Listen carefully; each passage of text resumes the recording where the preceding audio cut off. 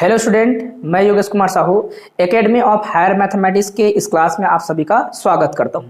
प्यारे बच्चों, पिछले हमने 2 क्लास में हमने सब्जेक्ट को समझा था। हमारे ये जो एमएससी मैथमेटिक्स फर्स्ट सेमेस्टर में क्या क्या सब्जेक्ट है उसको हमने जाना था और उसके नंबर डिस्ट्रीब्यूशन को समझा कि किस सब्जेक्ट में कितना नंबर या फिर नंबर को कैसे बांटा गया है, एग्जाम पैटर्न क्या है, उन सभी को समझा था।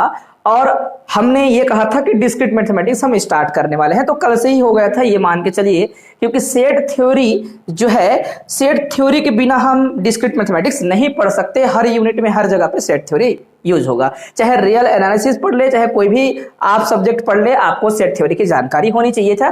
तो हमने कल सेट थ्योरी पर थोड़ा चर्चा किया था। उस पर बिल्कुल भी ऐसा हमने नहीं कहा था कि जो सेट थ्योरी है उसके अलग अलग परिभाषा सबको लिखेंगे, ऐसा मैंने नहीं कहा था। समझना था हमें, और विद्यार्थियों की अपनी जिम्मेदारी थी कि जो है परिभाषाओं को अच्छे से लिखें। अपने शब्दों में लिखेंगे तो भी ठीक है, अंग्रेजी में अच्छा खासा आप जो है उसको थोड़ा बनाने का प्रयास करेंगे। अब सेट थ्योरी पर हमने जो लास्ट चर्चा किया था वो था कार्टेशियन प्रोडक्ट के बारे में बात कर लिया था। कार्टेशियन प्रोडक्ट क्या था? जैसे कि कोई सेट ए है या बी है या फिर कुछ भी है, एक सेट ए दूसरा सेट बी, तो उसको हम कार्टेशियन प्रोडक्ट कैसे दर्शाते थे? ए क्रॉस बी। और कार्टेशियन प्रोडक्ट क्या होता है? सेट का नया सेट होता है। नया सेट होगा मतलब क्या होगा? उसके पास एलिमेंट होंगे। तो कार्टेशियन प्रोडक्ट में बच्चों मेंबर किस रूप में होगा? अगर 2 आपके पास कोऑर्डिनेट सेट है, इसको हम लोग बोलते हैं कोऑर्डिनेट सेट या फिर कंपोनेंट सेट्स। जैसे कि कार्टेशियन प्रोडक्ट करना है तो किनका किनका किया गया, उसको क्या कहा जाएगा? कंपोनेंट सेट या फिर बोलेंगे कोऑर्डिनेट सेट। तो आप देखिए ये जो सेट है इसके एलिमेंट पक्का हमारा क्या होगा? ए कॉमा बी के रूप में आएगा। अब ये आपका 2 एलिमेंट नहीं है, क्या है? ये एक एलिमेंट है बच्चों। इसको क्या कहा जाएगा? इसको आप पी कह सकते हो। और ये पी कहां पर जाएगा? पी जाएगा आपके ए क्रॉस बी पर जाएगा। बात क्लियर है? जहां पर ये जो ए है, ए किसका एलिमेंट रहेगा? हमेशा पहले सेट का। और ये जो बी के बारे में बात करेंगे तो वो बी जो होगा हमेशा किसका एलिमेंट होगा? सेट बी का।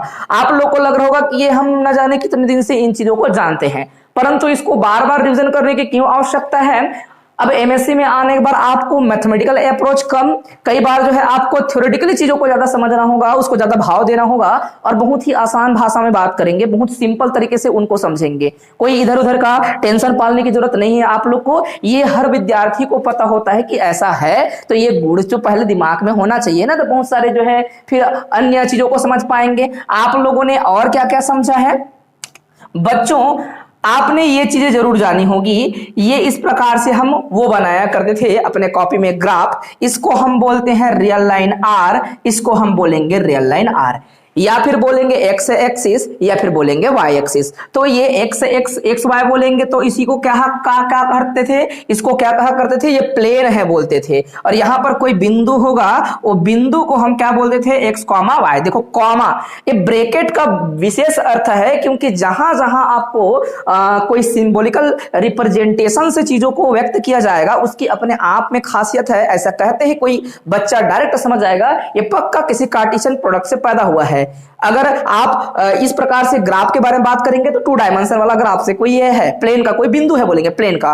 अगर बेटा अब इसी को 3D में ले जाते थे, अगर यही को मैं डिस्क्रीट मैथमेटिक्स से हटाकर मैं रियल एनालिसिस पे ले जाऊं या फिर कॉम्प्लेक्स एनालिसिस पर ले जाऊं, चलो रियल एनालिसिस पे ले जाएंगे तो हमारा डायमेंशन अगर बढ़ाने की बात करते हैं तो डायमेंशन में क्या आ जाएगा? कोई बोलेगा कि तीसरा डायमेंशन आ जाएगा, तो बिंदु क्या बन जाएंगी? जेड बन जाएंगी।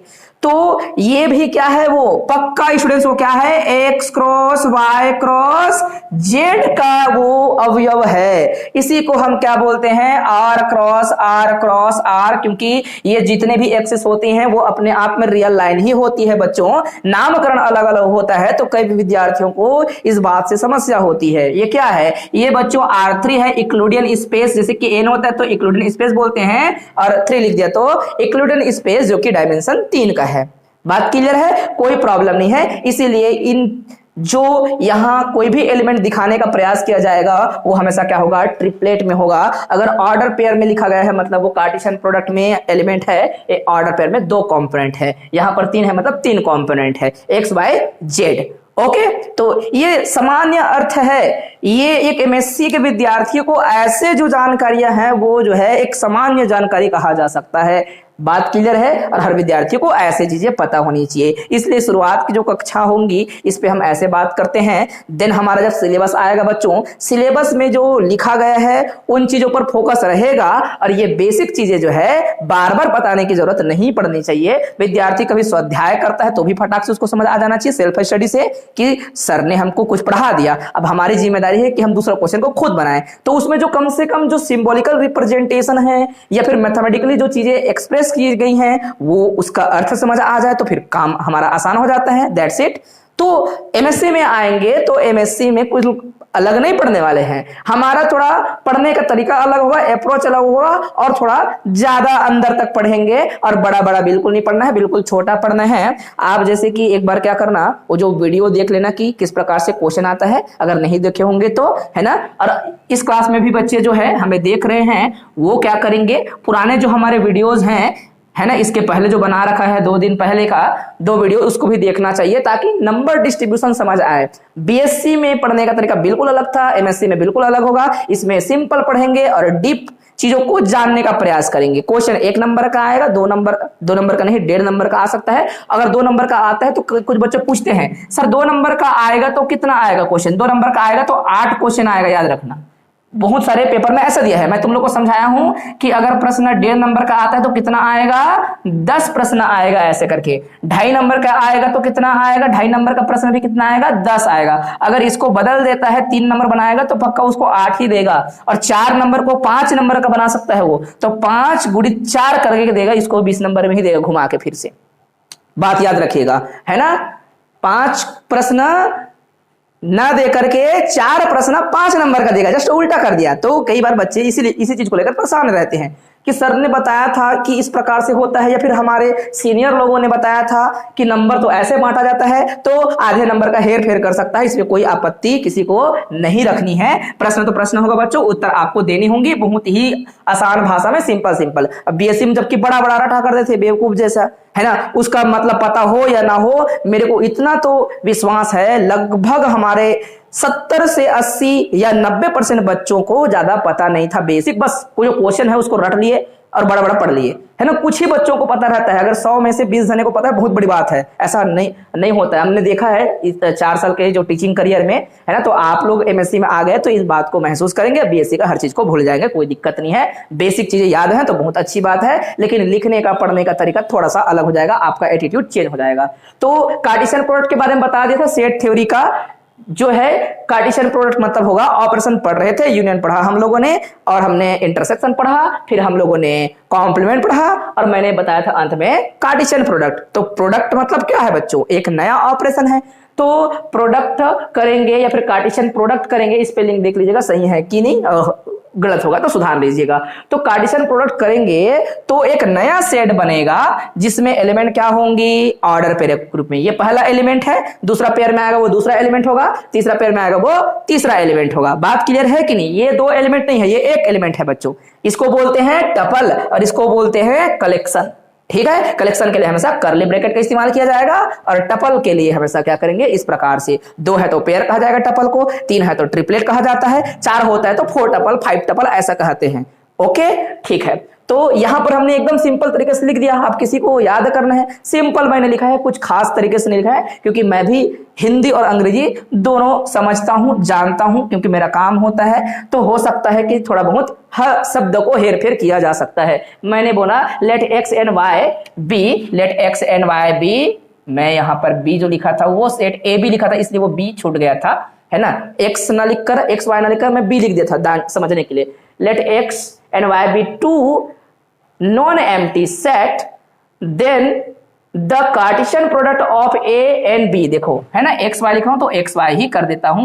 Cartesian product of x and y is a new set which is defined by दो समुच्चय x और y का कार्टेशियन प्रोडक्ट नया सेट होगा जो कि इस प्रकार से डिफाइन किया जाएगा। बस खत्म हो गया। अब किसी को लगता है कि सर के जो बोले गए या फिर लिखे गए शब्द में मैं थोड़ा और हेरफेर कर सकता हूं, या फिर सर का थोड़ा हल्का सा अनुचित लग रहा है प्रोनाउंसिएशन या फिर उसके मीनिंग के दृष्टिकोण से, तो बिल्कुल बदलिएगा, इसमें कोई आपत्ति नहीं है। ज्ञान हमारा महत्वपूर्ण है बच्चों, तो इसलिए यहां पर जो है अंग्रेजी के दृष्टिकोण से हर चीज को सही करने का ऐसा कोई वो नहीं होता। आप लोग ठीक कर सकते हो। क्या है कि जिनका अंग्रेजी शुरू से अच्छा है, हो सकता है कि कुछ कमियां ढूंढ ले, ऐसा बिल्कुल नहीं करना, ऐसा नहीं करना है आप लोग को। आपको समझना है, अपने तरीके से कुछ भी लिख सकते हो, बस मैथमेटिकली उसकी सेंस सही होनी चाहिए। तो क्या मैं समझा पाया कार्टेशियन प्रोडक्ट क्या होता है? कार्टेशियन प्रोडक्ट नया सेट होता है। क्यों हम कार्टेशियन प्रोडक्ट बताए हैं? क्योंकि हमको समझना है रिलेशन, और रिलेशन एक्चुअल में है क्या। रिलेशन कोई पूछे तो आप लोग क्या बताएंगे? उत्तर बताइए, एक लाइन में क्या बताएंगे? एक लाइन में उत्तर बताना है। चलिए अंजू बताइए क्या है रिलेशन, एक लाइन में बोलना बेटा। चलो ठीक, कोई दिक्कत नहीं। आप लोग अभी ना एमएससी में आए हो ना, हर किसी का अपना जो है ना थोड़ा सा आप इंप्रूव करना बोलने के तरीके में, कोई दिक्कत नहीं, क्योंकि हम जानते जरूर हैं, बहुत सारे बच्चे जानते हैं लेकिन उत्तर नहीं दे पाते। तो जैसे हम जिस स्तर में आते हैं ना, उस स्तर की अपनी क्या हो जाती है? बोलचाल हो जाती है, अपनी सोच हो जाती है, अपनी एटीट्यूड हो जाती है, सारी चीजें अपने आप वो जो है ना इंप्रूव होना चालू होती है। तो थोड़ा काम करना पड़ेगा तब होगा ये, है ना। जैसे कि आपको कभी सेमिनार देने के लिए बोला जाएगा बेटा, तो सेमिनार देने के लिए आपको तो खुद को एक्सप्रेस करना पड़ेगा ना, क्योंकि जब तक आप एक्सप्रेस नहीं करेंगे तो आप डस्टबिन हो, याद रखिएगा। क्योंकि आप कई लोग बोलते हैं ये हिंदी भाषा में ठीक लगता है, हिंदी के टीचर के लिए, संस्कृत के टीचर के लिए, है ना, ये मान के चलिए डस्टबिन है, ये आप हो, ऐसा हो सकता है। कब?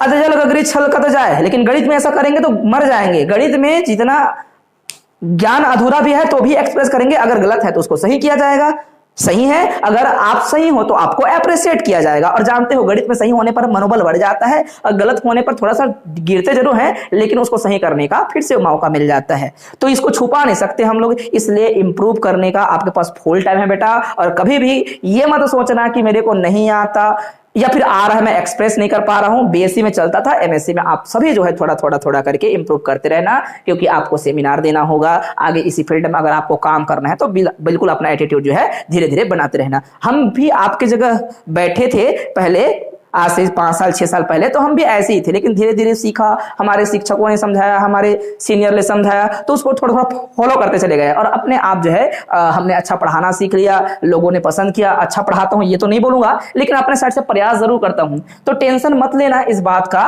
कि हम जो है गलत बोलेंगे तो क्या प्रॉब्लम होगा, नहीं, बिल्कुल किसी को कोई प्रॉब्लम होगा। तो बोलना है आप लोगों को, खूब कोशिश करना है। तो जैसे कि हमने कहा, मैंने रिलेशन क्या है, तो आपके उसे एक आंसर निकलना चाहिए। रिलेशन कुछ नहीं सर, ऑर्डर जो कार्टेशियन प्रोडक्ट होता है ना, अभी दो सेट का रिलेशन बताना है, ए और बी का रिलेशन, तो ए और बी का रिलेशन उसके कार्टेशियन प्रोडक्ट का कोई भी मेंबर है वो सबको उसका रिलेशन कहते हैं, कुछ भी रिलेशन हो सकता है। और यहां पर क्या करते हैं, रिलेशन को एक सेट की तरह रिप्रेजेंट कर दिए हैं। एक्चुअल में ये पूरा रिलेशन का सेट है बच्चों, पहला वाला भी आएगा वो भी रिलेशन। तो मैं कुछ भी इसको क्या बताया हूं, कोई भी एक एलिमेंट एक्स का, कोई भी वाई एलिमेंट वाई का, जो आएगा पेयर उसी को कहा जाएगा रिलेशन।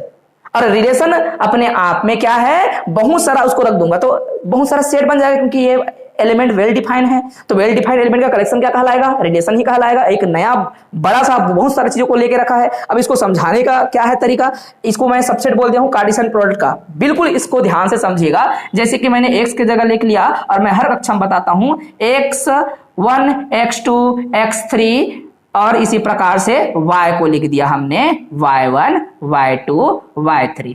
कार्टेशियन प्रोडक्ट कैसा होता है बच्चों, इनका सभी का कार्टेशियन प्रोडक्ट करेंगे। मान लो x क्रॉस y, तुमको कोई पूछे तो बचपन से जानते हो कार्टेशियन प्रोडक्ट नया सेट होता है, और ये क्या करेंगे, ये पेयर के रूप में होगा। x1 कामा क्या आएगा y1, फिर क्या आएगा x1 कामा क्या आएगा y2, फिर क्या आएगा इसी प्रकार से x1 कामा क्या आएगा y3, ऐसा।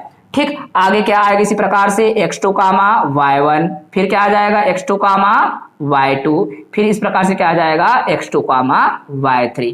ये सब चीज को जो है शामिल करके बड़ा सा सेट बनता है, यही क्या कहता है, इसी को कहते हैं हम लोग कार्टेशियन प्रोडक्ट बच्चों। बात सही है कि नहीं। और कार्टेशियन प्रोडक्ट के मेंबर हैं ये कौन, उनके पेयर जो लिखा गया है वो सब चीज। और ना जाने मैं कितने क्लास में इसको बोलता रहता हूं, और 4-5 साल से मैं यही बोल रहा हूं और बोलता रहूंगा, है ना। जो बच्चे जानते हैं उनको जो है अच्छा भी लगेगा, बार बार बोल रहे करके कई लोग दुखी हो सकते हैं, परंतु जो बच्चे नहीं जानते उनके लिए जो है ठीक ही है। तो देखो हम रिलेशन को समझाने के लिए पहले कार्टेशियन प्रोडक्ट के लिए, और कार्टेशियन प्रोडक्ट को हमने इतना सारा लिख दिया, इसके पीछे रीजन है क्योंकि रिलेशन अपने डेली लाइफ से जुड़ा हुआ चीज है, शब्द ही अपने आप में है संबंध, रिलेशन। तो सेट को देखिएगा, एक को हमेशा मैं कहता हूं ये मेरा परिवार है एक सा, ये जो है मामा लोग का परिवार है, ये आपका वाई, ये एक्स है। इसमें सपोज दैट मैं ये हूं, ये मेरे पापा है और ये जो है मम्मी है। यहां पर ये मामा है Y1 और यहां पर Y2 जो है नाना है और ये है नानी। तो देखिएगा अगर मैं इनके साथ खड़ा हो जाता हूं अर्थात पेयर बनाता हूं, तो देखिए क्या है ये देखिए यही इसी के अंदर से आया है। कोई भी पेयर बनाइए, किसी भी तरीके से पेयर बनाइए, एक बार इसके साथ बनेगा, एक बार इसके साथ बनेगा, एक बार इसके साथ बनेगा, राइट। तो ये 3 पेयर दिख रहे हैं और तीनों का मीनिंग अलग अलग होगा, तीनों अलग अलग रिलेशन को रिप्रेजेंट करेंगे। तो कई बार क्या लगता है बच्चों को कि ये पूरा रिलेशन कहलाता है, नो ऐसा नहीं है, कोई भी ऑर्डर पेयर को रिलेशन कहा जाता है। देखिएगा यहां से क्या एक दिमाग में भ्रांति पैदा होती है, क्या कंफ्यूजन पैदा होता है, या फिर कॉन्सेप्ट में एक छोटी सी प्रॉब्लम पैदा हो जाती है। उनको लगता है कि इन सबके कलेक्शन को, इस पूरे कलेक्शन को क्या कहते हैं, रिलेशन, जबकि इस पूरे कलेक्शन को तो कार्टेशियन प्रोडक्ट कहते हैं। कार्टेशियन प्रोडक्ट के कोई भी मेंबर को क्या कहा जाता है बच्चों, उसको कहा जाता है रिलेशन। ये क्या है बच्चों, रिलेशन। कैसे रिलेशन है, देखिए एक साथ खड़ा हो गया मैं और इधर कौन है, मामा। मैंने कहा था ये मेरा परिवार और ये जो है मामा लोग का परिवार है। मैं हूं, पापा है, मम्मी है, मामा है, नाना है, नानी है। तो इनके साथ जैसे ही खड़ा हुआ तो एक पेयर बनेगा दोनों का, और लोग जो है तीसरा आदमी जो हम दोनों को देखेगा बोलेगा क्या रिलेशन, मामा भांचा का है कि भांचा मामा का, भांजा मामा का रिलेशन, भांजा मामा का रिलेशन है।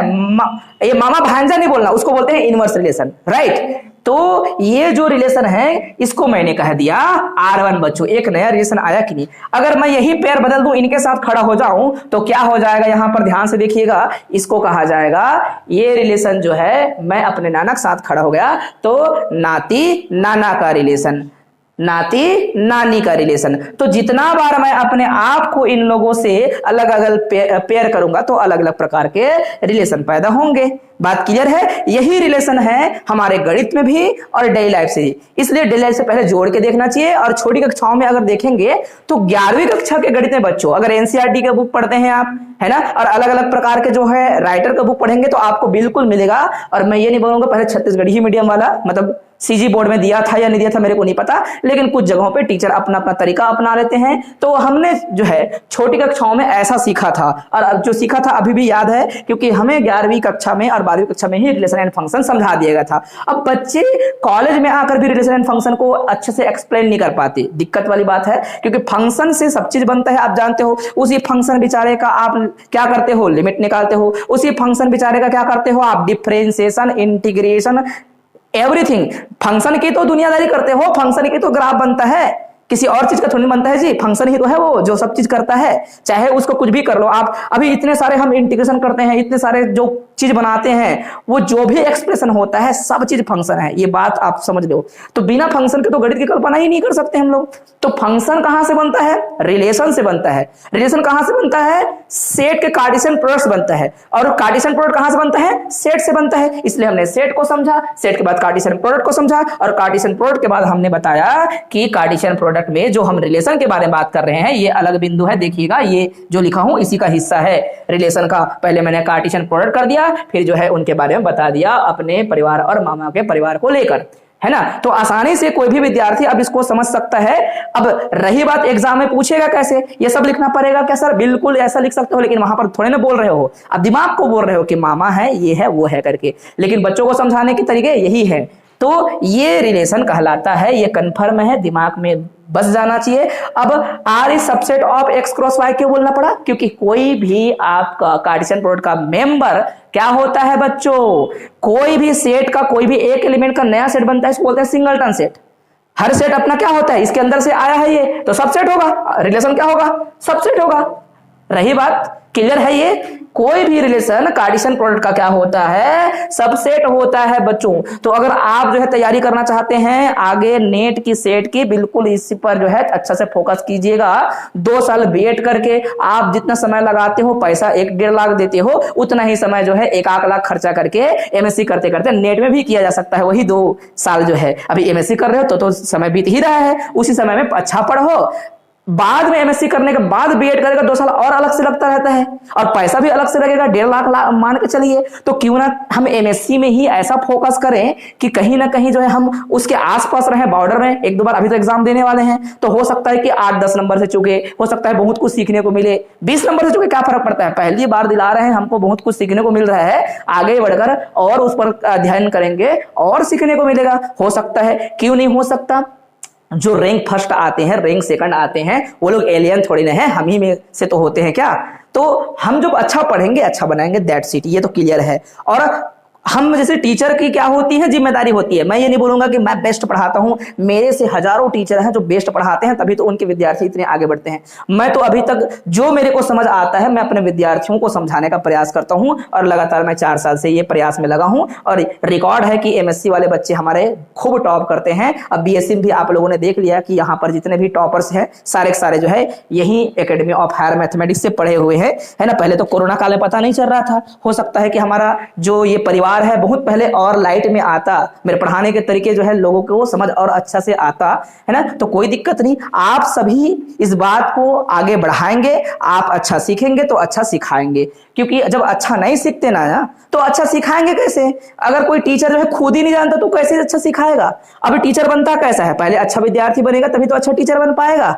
नंबर से कोई टीचर नहीं बनता, बहुत ज्यादा ज्ञानी होने से भी कोई टीचर नहीं बनता, बहुत ज्यादा ज्ञानी होने से टीचर नहीं बनता। उसमें बहुत सारी चीजें होती हैं टीचर बनने के लिए। एक तो ज्ञान के साथ साथ बहुत प्रकार के समायोजन की आवश्यकता होती है, तो आप सभी को सीखने की आवश्यकता है। तो ये मेरा लक्ष्य था कि आपको मैं रिलेशन समझा दूं। आई होप कि आप लोगों ने रिलेशन को अच्छे से समझा। हमने बीएससी में भी समझा था, लेकिन बीएससी में भूल जाते थे क्योंकि केमिस्ट्री फिजिक्स सब चीज पढ़ना होता था। अब नहीं भूलना है। कोई दोबारा पूछे तो आप एक लाइन में बोल देना कि रिलेशन जो होगा वो रिलेशन क्या होगा, कार्टेशियन प्रोडक्ट का कोई भी मेंबर वही रिलेशन कहलाता है। एक लाइन में अगर कोई टीचर टोके तो उसको जो है आप जो है मन में कुछ बोल देना, है ना। अगर टोक देता है जरूरत से ज्यादा तो, जबकि ऐसा बोलने के लिए बोलेगा आपको तो पागल टीचर है समझो, ऐसा बोलने के लिए। भाई रिलेशन क्या है पूछा आपने, डिफाइन रिलेशन नहीं बोला ना।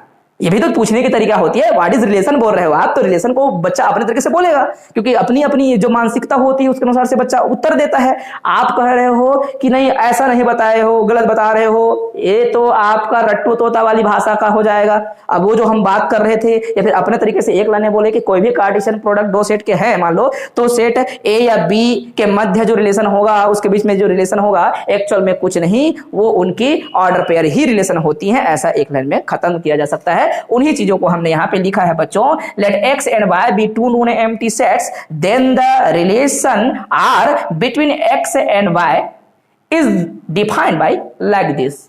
बट बोलने का तरीका हमारा अलग अलग था। ये तो मैथमेटिकली एक्सप्रेस कर दिए, खत्म कर दिए। क्यों लंबा चौड़ा बोले भाई, आता है हमको, बस उतना ही काफी है। ठीक है। अब बच्चों हमने लिखा है ये सबसेट होता है, ये भी समझ आ गया क्यों सबसेट होता है। कोई पूछे तो एक लाइन में अच्छे से बता सकते हो सबसेट क्या होता है। अब इनवर्स रिलेशन क्या है, इसी को ही लिख दीजिएगा, और ये जो वो दिख रहा है इसको लिखने का तरीका थोड़ा बदल दीजिएगा। आर बराबर क्या लिखा जाएगा बच्चों, आर बराबर लिखा जाएगा इस प्रकार से y, x लिखा जाएगा। क्या मैं समझा पा रहा हूं आप लोग को। ये आपका जहां पर y को पहले लिखेंगे तो y belongs to y and x belongs to x करके। ओके, बस खत्म बात, कोई प्रॉब्लम नहीं है। किसी को कोई आपत्ति नहीं होनी चाहिए इस बात को लेकर। इसी को कहा जाता है इनवर्स रिलेशन। ये लिखना मैं भूल गया था। ठीक है, चलिए अब रिलेशन में एक शब्द आता है बाइनरी रिलेशन। आप सभी ने जरूर सुना होगा, तो क्या आप सभी बता सकते हो बाइनरी रिलेशन क्या होता है। मैंने मिटा दिया है ना, आप जो है लिखना चाहे तो लिख सकते हो। एक बार मैं और लिख देता हूं, जिसको स्क्रीनशॉट लेना है स्क्रीनशॉट ले लेंगे। इस प्रकार से अभी लिखा था मैंने y, x करके, जहां पर y बिलोंग करता है y से और x बिलोंग करता है x से। ठीक है, तो जो है आप लोग फोटो खींच रहे हैं तो फोटो खींचा करो, लिखना है तो लिखा करो, है ना, क्योंकि आगे मिटाकर आगे मेरे को इधर बढ़ना ही बढ़ना है। अरे नहीं है। चलिए, तो ये हमारा रिलेशन हो गया बच्चों। और इधर मैंने जो लिखा है इन टॉपिक को कवर करते हैं। क्या लिखा है मैंने, ध्यान से देखिए, बाइनरी रिलेशन। तो इस शब्द से आप सभी जान पहचान रखते हो। बोल पाए तो ठीक, नहीं बोल पाए तो भी ठीक। चलिए आप बोलना चाहेंगे, भूमिका बोलो। What is binary relation? No, ये बाइनरी नंबर है बेटा, ये बाइनरी रिलेशन नहीं है। अब इसको मेरे को कट करना पड़ेगा, वरना सर के पास कैसे बच्चे पढ़ते हैं बोल देंगे, नहीं इसको कट करना पड़ेगा मेरे को, ठीक है। चलिए देखिए, binary relation, a relation R is said to be binary relation if it is defined on a single set, on a single set. कोई रिलेशन बेटा जो है किस प्रकार से डिफाइन हो, एक ही सेट पर डिफाइन हो, उसको कहा जाता है बाइनरी रिलेशन। तो बाइनरी रिलेशन जैसे कि अभी डेफिनेशन लिख सकते हो, a relation R is said to be binary relation if it is defined on a single set, ठीक है। जैसे ए कोई सेट है, ए सेट पर डिफाइन करेंगे तो क्या लिखेंगे, पहले ए क्रॉस ए लिखा जाएगा और इसी के अंदर से ही आप रिलेशन पैदा करेंगे, अर्थात आर बराबर क्या लिखा जाएगा, ए कॉमा बी, जहां पर ए भी एलिमेंट होगा किसका, इस ए का, और बी भी एलिमेंट होगा किसका, इस बी का। इसको कहा जाता है बाइनरी रिलेशन। समझा पाया मैं एक लाइन में। और बेटा अब एमएससी में आने के बाद कोई मत भूलना इसको, कभी भी किसी भी क्लास में आपको पढ़ाने के लिए बोल दिया जाएगा, आप सबसे बड़े क्लास के बच्चे हो ये मान के चलिए, पीएचडी वाले से थोड़ा छोटे हो, बस इतना मान के चलिए, जबकि आपको मैथमेटिक्स ज्यादा आनी चाहिए। अब आपकी रिस्पॉन्सिबिलिटी बनती है, क्योंकि समाज को अच्छा स्टूडेंट चाहिए, अच्छा स्टूडेंट ही आगे जो है अच्छा कर पाएगा, चीजों को अच्छा पढ़ा पाएगा, या फिर अच्छा टीचर बनने के लिए खुद को पहले अध्ययन करना पड़ेगा। तो बाद में क्यों अध्ययन करें, अभी कर लो, अच्छा है ना। क्योंकि हम पर देखिए, एक शिक्षक पर बहुत सारी चीजें टिके हैं, मैं गलत, मेरे साथ हजारों बच्चे गलत। अब वो हजारों बच्चों में से फिर से कोई बच्चे अगर 200 भी टीचर बनते हैं और 200 फिर कई हजार लोगों को गलत करते चले जाएंगे, तो देखो क्या श्रृंखला बन गई है। और एक खतरनाक श्रृंखला है, समाज को गंदा करने का, एजुकेशन को बर्बाद करने में पहला जो हाथ है वो केवल सरकार का नहीं, पहला हाथ तो टीचर का आ जाता है। टीचर जो है गलत पढ़ाएगा, गलत अपने बच्चों को संभाल नहीं पाएगा, उसके बच्चे थोड़ा गलत तरीके से पढ़ेंगे, और गलत तरीके से जब पढ़ेगा तो गलत तरीके से जो है आगे और पढ़ाएगा, उसको जो है आगे एग्जीक्यूट करता रहेगा वो। तो बिल्कुल आप लोग इस बात को समझना कि हमें ऐसा बिल्कुल नहीं करना है। तो मेरे ख्याल से बाइनरी रिलेशन एक लाइन में आपको समझ आना चाहिए था। बाइनरी रिलेशन वह रिलेशन को बाइनरी रिलेशन कहते हैं जिस पर क्या हो, वो एक ही सेट पर डिफाइन हो, वही रिलेशन बाइनरी रिलेशन कहलाता है। अब बाइनरी रिलेशन का बच्चों एक प्रॉपर्टी आता है, उसको बोलते हैं हम लोग इक्विवेलेंस रिलेशन, और हिंदी में बोलते हैं तुल्यता संबंध। अब तुल्यता संबंध बीएससी में आपने पढ़ा है, अब अंग्रेजी में ही पढ़ेंगे हर चीज को। Equivalence relation, relation R is said to be equivalence relation on a set A, वो भी मैं लिखना भूल गया, उसको लिखिएगा, on a set A, if it is reflexive, if it is symmetry, if it is, तो if एक बार लिख दिया, if एक बार लिख दिया और बाकी को बिंदु के अनुसार से लिख दिया। अब परिभाषाएं लिखने की फुल आजादी होनी चाहिए आपके पास। बेटा आप लोग एमएससी में टॉप करोगे, गोल्ड मेडल ले आओगे, अच्छा खासा पढ़ोगे तो ऐसे ही पढ़ोगे तो, है ना, बात क्लियर है। Relation R is said to be equivalence relation on a set A if it is, if करके मैंने इट इज ना बोलकर आर आर लिख दिया है बार बार, ये भी सही है, कुछ भी लिख सकते हो, जैसा भी लिख सकते हो, सेंस सही होना चाहिए। ये बात क्लियर है। अब रिफ्लेक्सिव का क्या अर्थ होता है आप जानते हो, जैसे कि मैं सेट ए लिया होता, अब इसी ए के बारे में बात कर रहा हूं, जब बच्चों क्या हो जाए, ए का रिलेशन ए से ही हो। ए कहां से आता है, ए बिलोंग्स टू ए। तो मैंने बिल्कुल नहीं कहा कि मैं पूरा बता रहा हूं, मैं तो आपका कॉन्सेप्ट क्लियर करा रहा हूं। आपको कॉपी में ज्यादा अच्छे से लिखना है, इन तत्वों को, इन बिंदुओं को थोड़ा डील करके लिखना है, अच्छा से एक्सप्लेन करना है, ठीक है। Where all A belongs to A, set A ऐसे करके, तो यहां पर वो लिखना था, वो लिखिएगा जरूर, जिसे मैंने अभी बोल दिया है। अब यहां सिमेट्री का क्या अर्थ होता है, सिमेट्री का अर्थ होता है बच्चों, ए रिलेटेड है किससे, बी से, तो बी रिलेटेड होना चाहिए किससे, दिस इंप्लाइज दैट के साथ लिखना है, बी रिलेटेड होना चाहिए किससे, ए से।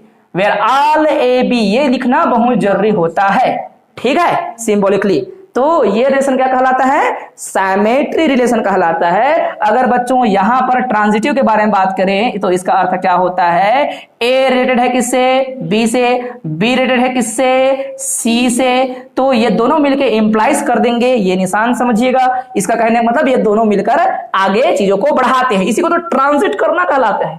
ट्रांजिट का क्या मतलब होता है, ये और ये मिलकर किसी अन्य की ओर इशारा करना चाहते हैं, इसका संबंध इससे, इसका संबंध इससे, इसका अर्थ यह है कि ए का संबंध किससे होगा, सी से होगा। Where all A B C belongs to A. बच्चे ठीक है। तो इस प्रकार से ये जो रिलेशन है ट्रांजिटिव रिलेशन कहलाता है ना। तो देखो मैंने बहुत सारी चीजें लिखी हैं, तो जो बच्चे अभी देख रहे हैं यूट्यूब के माध्यम से, अभी इस क्लास में ज्वाइन करेंगे लेकिन कहीं ना कहीं घर में बैठे हैं, बाद में तो ऑफलाइन में शामिल हो जाते हैं, तो उन बच्चों के लिए ये हमारा क्या था, ये यूट्यूब पर आने का प्लान जो है ज्यादा कारगर साबित होगा। जो बच्चे नहीं आए हैं बाद में जब आएंगे तो उनको वहीं से समझ आएगा, है ना, ताकि वो जो है अभी घर में बैठे देख सकते हैं, बाद में ऑफलाइन में आ ही जाएंगे, तो इससे समस्या किसी को नहीं होगा। तो वो अच्छे से लिखेंगे। आप लोग अपने जो सहपाठी होंगे उनको बता दीजिएगा कि ऐसे ऐसे आप लोग लिखिएगा, कॉपी भी दिखा दीजिएगा, चलेगा। अच्छा, इसमें मैंने एक शब्द और लिखा है, partial order relation. Partial order relation अगर आप लोग पढ़े होंगे तो याद होगा, मैं इन सभी चीज को फिर से मिटा रहा हूं, कोई जरूरत नहीं है, ये तो समझाने के लिए मैंने इन सबको लिख दिया था। बच्चों, अगर आपका रिलेशन जो कि इक्विवेलेंस रिलेशन है, उसमें ये साइमेट्री के जगह क्या आ जाए, एंटी साइमेट्री आ जाए। क्या आ जाए, एंटी साइमेट्री आ जाए। तो एंटी साइमेट्री रिलेशन जब आ जाता है, मतलब साइमेट्री नहीं होना चाहिए, तब उस रिलेशन को बोलते हैं पार्शियल ऑर्डर रिलेशन। ठीक है। और हिंदी में बोलते हैं अंशतः क्रम संबंध। क्या कहते हैं हिंदी में, अंशतः क्रम संबंध। तो हिंदी तो आप भूल ही जाइएगा अब, क्योंकि हिंदी ज्यादा कठिन हो जाएगा आपके लिए। हिंदी में चीजों को बोलना, लिखना, समझना सब कठिन होता है, अंग्रेजी में आसान। देखिए मेरा जो अभी समझाने का जो संप्रेषण का वो जो भाषा है वो हिंदी है, लेकिन गणितीय जो बोलचाल है, वो एक्सप्रेशन या फिर उससे संबंधित बातें वो अंग्रेजी में होगी। समझाने का तरीका हिंदी में होता है। किसी भी इंग्लिश मीडियम टीचर का भी लगभग वही होता है, हिंदी अंग्रेजी मिक्स होते हैं। जो बताने का तरीका होता है हिंदी में होता है, शब्दावली बस अंग्रेजी में होते हैं। तो कई बच्चे इसी चीज को लेकर परेशान होते हैं कि हम तो हिंदी मीडियम वाले हैं, अंग्रेजी में कैसे एमएससी करेंगे, फिजिक्स में, केमिस्ट्री में, मैथमेटिक्स में। नहीं भैया, तुम्हारा भाषा वही था बोलचाल का, बस उसके जो मेन जो हिस्से थे उसमें जो है आप थोड़ा सा काम कर रहे हो, और ये आपकी भाषा को इंप्रूव करता है ना।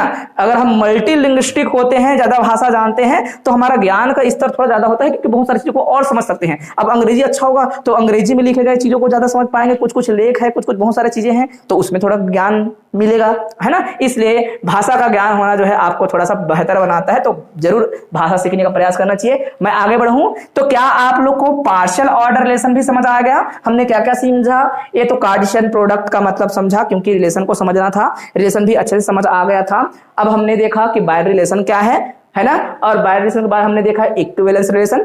तो इक्विवेलेंस रिलेशन भी आपको समझ आ गया होगा। हमने फिर देखा कि पार्शियल ऑर्डर रिलेशन क्या है, और ये सारी चीजें बार बार रिपीट होने वाले हैं आगे चलकर।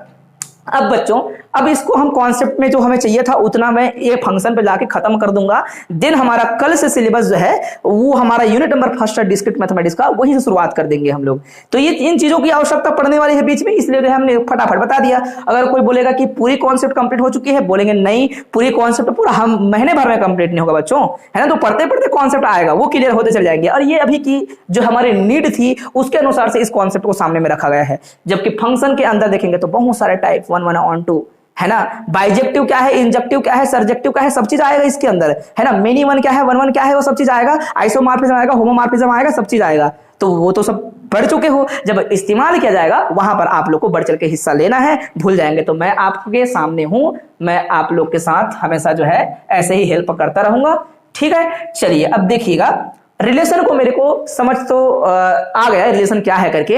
अभी फंक्शन को समझना है, तो फंक्शन के लिए फिर से मैं रिलेशन को एक बार और बना देता हूं, क्योंकि रिलेशन एक बार मैं बता चुका हूं, उसी को एक बार और लिख देता हूं। ये एक्स था, ये वाई था, ये मैं था, और ये जो है मेरे पापा थे, है ना, और ये जो है मम्मी थी, मामा था, नाना था, नानी थी। कोई दिक्कत नहीं, मैं किसी के साथ भी खड़ा हो सकता था, ये मेरी क्वालिटी थी, इसी को कहा जाता है रिलेशन। ओके, कोई भी ऑर्डर पेयर हो सकता है। अब यहां पर लिखा फंक्शन, तो फंक्शन पहले तो बोलेंगे भाई लेट एक्स एंड वाई, या फिर let A and B two functions, है ना। बी टू फंक्शन जो भी बोले आप, टू फंक्शंस है हमारे पास। देन द फंक्शन फ्रॉम शब्द इस्तेमाल किया जाता है, फंक्शन बिटवीन नहीं होता भैया, फंक्शन फ्रॉम होता है। वाई, क्योंकि इसके पीछे एक इंपैक्ट होता है कि एक्स की हरकतों के कारण से वाई पर इफेक्ट पड़ेगा, और इफेक्ट ही इमेज कहलाता है कि किन हरकतों से क्या बनने वाला है।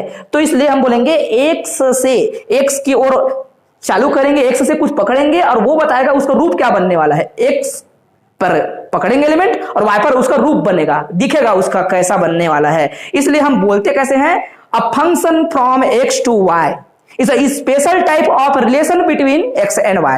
एक्स और वाई के बीच में स्पेशल टाइप का रिलेशन ही है। पूरा रिलेशन नहीं बोलेंगे, रिलेशन जितने भी फंक्शन होते हैं वो रिलेशन होते हैं, लेकिन हर फंक्शन रिलेशन नहीं होता। 11वीं कक्षा में आपने सुना होगा जरूर, every function is a relation but every relation is a node function. ठीक है, तो देखिए हमने कहा कि x और y दो सेट हैं, तो जो फंक्शन होगा from x to y is a special type of relation between x and y in which every member of x has a unique image in y। x के प्रत्येक member का, अच्छा every member of x बोला या फिर every element of x बोलेंगे, एक ही मतलब है। एवरी मेंबर ऑफ एक्स या फिर every element of X has a unique image in Y. तो इसको देखिए समझने का क्या तरीका, यहां परिवार बोले थे, यहां पर क्या करते हैं एमएससी के विद्यार्थियों को लेते हैं। क्या स्टूडेंट्स एमएससी फर्स्ट सेमेस्टर के बच्चे जो है क्या सेट निर्माण करेंगे? सेट होगा कि नहीं उसका कलेक्शन? बोलेंगे सर सेट है, विद्यार्थी विद्यार्थी होता है दुनिया के हर किसी के लिए। अब यहां पर हम क्या करते हैं, उनके रिजल्ट को ले लेते हैं। चलिए इस रिजल्ट के सेट को हम कह देते हैं वाई और इसी को हम इधर को कह देते हैं एक्स। एक्स क्या है? क्लास है इनका, एमएससी के बच्चों का। अब यही जो है कुछ ले सकते हो, आपका मर्जी, x1 x2 लेते हो, ये विद्यार्थी हैं, 3 लेना है 4 लेना है, ये तो आपकी बात है, आप क्या लेना चाहते हैं। ऐसा मत बोलना कि इसी सेट को उठाया हूं, अरे मेरा बोलने का तरीका अलग था, वो तो समझाने के तरीके हैं, है ना। अब यहां पर बच्चों का कुछ रिजल्ट्स है, तो बताइए रिजल्ट का जो सेट हो, रिजल्ट का जो कलेक्शन होगा वो सेट होगा कि नहीं? बोलेंगे यस सर। सेट मतलब वेल डिफाइंड डिस्टिंक्ट ऑब्जेक्ट का कलेक्शन ही सेट कहलाता है। तो यहां पर हमने लिखा, ये आपका क्या हो जाएगा पूरी तरीके से रिजल्ट का कलेक्शन। और रिजल्ट कलेक्शन में कुछ भी बोल सकते हो, आपका मर्जी है। जैसे कि यहां पर मैंने बोल दिया, मैंने क्या बोल दिया, A1 बोल दिया, या फिर आपको Y ही लिखना है तो Y ही कह दीजिए, कोई फर्क नहीं पड़ता रिप्रेजेंटेशन से। ये केवल समझने के तरीके होते हैं। वेन डायग्राम रिप्रेजेंटेशन आपकी सुविधा होती है। तो देखिए आपने कहा कि ये विद्यार्थी है, इसको हमने ले लिया राम, या फिर यहां बच्चे बैठे हुए जो बच्चे हैं, है ना, जो हमारे पूरा टॉपर ग्रुप है, ये पूरा टॉपर ग्रुप, ये दे ठीक। एक भूमिका है, एक अंजू है, एक मधु है, एक और कोई है, कोई भी स्टूडेंट ले सकते हो, किसी को भी ले लिया, कोई भी नाम से हम बोल सकते हैं, इसमें नाराजगी वाली बात नहीं होनी चाहिए। एक स्टूडेंट है, उसकी रिजल्ट आई, जैसे कि उसका हमने बोल दिया 75%, 78%, 80%, 90%। क्या इस विद्यार्थी के 2 रिजल्ट होगा? ना, है ना। ऐसा हो सकता है कि 2 लोगों का एक रिजल्ट हो सकता है, मधु का भी उतना ही आया हो, 75% आया हो, राइट। अपनी अलग भी हो सकती है, कोई दिक्कत नहीं। 2 लोग का एक हो सकता है, कोई दिक्कत नहीं। लेकिन यहां पर ये यूनिक है ना, 2 नहीं है, एक व्यक्ति का 2 प्रतिरूप इसका रिजल्ट नहीं बनाएगा, वो एक ही बार बनाएगा। इधर से अगर एलिमेंट पकड़ूंगा तो वो एक ही बार दिखेगा, वो अपने लिए दिखेगा, इसकी खुद की प्रतिछाया y1 के रूप में होगी, y2 नहीं होगा और कोई दूसरा नहीं होगा। 2 लोगों की प्रतिछाया एक जैसा हो सकता है, इसको हम लोग क्या बोलते हैं बेटा? Many one mapping.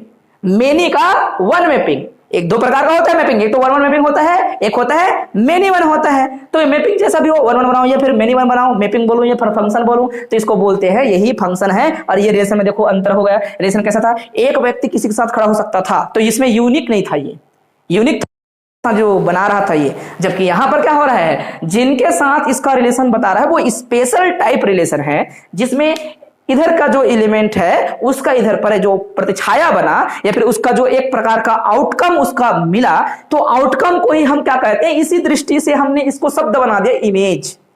नाम क्या लिखा हमने इसको? इमेज बोला, इसीलिए क्योंकि कहीं ना कहीं कारक तत्व ये है, यहां के जो सेट है उसी का इंपैक्ट इधर हुए, जो भी आया विद्यार्थी पढ़ेगा तभी तो रिजल्ट आएगा, इसलिए उसकी प्रतिछाया है, उसकी क्या है, जो भी बोलेंगे प्रतिबिंब है बोलेंगे या फिर इमेज है बोलेंगे, जो भी है ये इसी विद्यार्थी का ही है, उसी का प्रभाव है, इसीलिए इसको हम कहते हैं। देखिए ये बना आपका फंक्शन है। इसीलिए बच्चों आप लोगों ने देखा होगा f ऑफ n लिख दिया किसी ने, या फिर आप fx लिख दीजिए, और कहा किसी ने n अपॉन में n+1। अब बताइए ये कहां बनेगा? ये जो होता है फंक्शन का सही रूप दिखता किधर है? इधर दिखता है, किधर दिखता है? फिर से बोलिए, इधर दिखता है। फंक्शन का रूप बोला मैंने, फंक्शन का रूप इधर दिखता है। तो कई बार क्या होता है, बच्चों को दिक्कत होता है, किसी के फंक्शन बोला सर fx ही लिख दीजिए, क्या फर्क पड़ता है? fx बराबर में हमने लिख दिया सपोज दैट x प्लस में 1, एक लाइन लिख दिया। या फिर आपको क्या लिखना है स्टूडेंट्स? ये लिख दिया हमने, क्या है ये? पैराबोला। यस, इसी को तो हम क्या बोलते हैं बच्चों? y। आपने बचपन में पढ़ा है y बराबर क्या होता है? x², right. ये fx का मतलब होता है y, मतलब y के अंदर के एलिमेंट, इसीलिए हम y कहा करते थे। क्या मैं इस बात को समझा पा रहा हूं? क्योंकि इन छोटे चीजों को अगर कोई नहीं समझेगा तो फिर वो गलत है, फिर वो विद्यार्थी जो है एमएससी करने लायक नहीं होगा। अगर गलतियां हैं अपने अंदर तो उस गलतियों को निकाल फेंकना है बच्चों, है ना। अर्थात हमको थोड़ा बेहतर बनना पड़ेगा। किसी विद्यार्थी को हम नकार नहीं सकते, लेकिन उसको सही कर सकते हैं कि अगर तुम में गलती है ये सब चीज तो उसको सही कर लो करके। तो आई होप कि आप मेरी बातों को समझ पा रहे होगे। ठीक, तो ये क्या है बच्चों, ये कुल मिला के पूरा इमेज ही है, ये इमेज है। और एक से ओनली बोलूंगा, ओनली यहां पर एक्स बोल दूंगा तो एक्स जो है स्टूडेंट इधर से आता है कि नहीं। तो जो एक्स आएगा वो दिखेगा डोमेन पर। अब एक शब्द आ गया डोमेन, इसको क्या कहा जाता है इधर वाले को, हम इसको कहते हैं बच्चों डोमेन। और इधर इसको क्या कहते हैं, कोडोमेन। रेंज नहीं कहेंगे कोई, है ना, क्या बोलेंगे हम लोग, कोडोमेन कहेंगे, कोडोमेन। रेंज कब बनेगा भाई, मैपिंग करने के बाद जितने इमेज के कलेक्शन होगा वही क्या कहलाएगा, रेंज कहलाएगा, राइट। इसके बाद जो इसकी जो सेट होंगे ना इमेजों की, उसको रेंज कहते हैं। जबकि ओनली दो पहले सेट बोल देगा ना तो एक सेट हमेशा डोमेन कहलाता है, एक सेट कोडोमेन कहलाता है। इसके अंदर जो एलिमेंट बनते हैं वो बनाते हैं रेंज। इस बात को भी समझिएगा। तो देखिए यहां पर अगर मैं एन रखूंगा इस प्रकार से, एन पहला क्या रखा जाएगा, नेचुरल नंबर। तो नेचुरल नंबर का फोटो क्या बनेगा, 1/2 बनेगा। देखिए 1 का इमेज ये है। अब हर मैपिंग कई करोड़ों। अब किसी ने कहा कि गुरुजी क्या 2 सेट पर कितने मैपिंग बन सकते हैं, मैं बोलूंगा 2 सेट अगर है तो कई करोड़ मैपिंग बन सकता है। इसको बदल दो जी। आप नेचुरल नंबर से कहां पर जा रहे हो, ये नेचुरल नंबर का सेट और ये है रियल नंबर का सेट। तो भाई इसको बदल देना, हुलिया को बदल दे उसका। कई करोड़, 2 सेट के बीच में कई करोड़ मैपिंग बनते हैं, कई अरबों खरबों मैपिंग बना सकते हो आपकी इच्छा के अनुसार से। तो कभी ये ना कहिएगा कि 2 सेट पर एक मैपिंग बनता है, 2 सेट पे अरबों खरबों मैपिंग बनता है बच्चों। बात क्लियर है। तो ये जो मेरा उद्देश्य था आप सभी को समझ आया होगा कि हमारा ये जो क्लास था स्पेशल, इस क्लास में हमको समझना था रिलेशन क्या था और रिलेशन से बनता है फंक्शन, क्योंकि इन्हीं चीजों का हमें उपयोग करना है। इसलिए ये जो है मेरे लिए बहुत महत्वपूर्ण क्लास था। जो बच्चे जानते हैं उनके लिए कोई दिक्कत है, जो नहीं जानते उनको सही करना पड़ेगा और घबराने का नहीं। जो नहीं समझ आएगा वो रिपीट करके देखेंगे। इसी क्लास के बच्चे वीडियो को रिपीट करके देख सकते हैं। जो ऑनलाइन मुझे देख रहे हैं वो ऑनलाइन उसको बार बार रिपीट करके देख सकते हैं, इसमें कोई आपत्ति नहीं होगा। ज्ञान जहां से मिले वो उत्तम होता है, ठीक है। तो इस पर और बहुत सारे अभी और बिंदुएं आएंगी। आपको कोई पूछेगा फंक्शन का टाइप, बिल्कुल बता सकते हो, लेकिन अभी नहीं करना है हम लोग को। जब हमें जरूरत पड़ेगा तो हम करेंगे। अगर आप नेट सेट की तैयारी अभी चालू कर चुके हो तो अपने कॉपी में बिल्कुल जो है चालू कर सकते हो, लिख सकते हो। फंक्शन के सारे टाइप पर डालो बेटा, भी सब जो है अपने कॉपी में लिख डालो, ठीक है। अब तो हम जो है एमएससी के सिलेबस पर फोकस करेंगे ना। मैं नेट सेट का जो है आपको भी बताता रहूंगा, लेकिन हमारा जो है सिलेबस पहले कंप्लीट किया जाएगा। आपका वो अलग से काम होगा जिस पर वो आप काम करेंगे। अपना नोट्स अलग से बनाना चाहेंगे वो नोट्स बनाते रहेंगे, ठीक है। तो आज के क्लास में बस मैं इतना कहकर अपने वाणी को विराम देता हूं बच्चों। जय हिंद, वंदे मातरम। ये केवल इन लोग के लिए है, तुम लोग के लिए खत्म नहीं होता।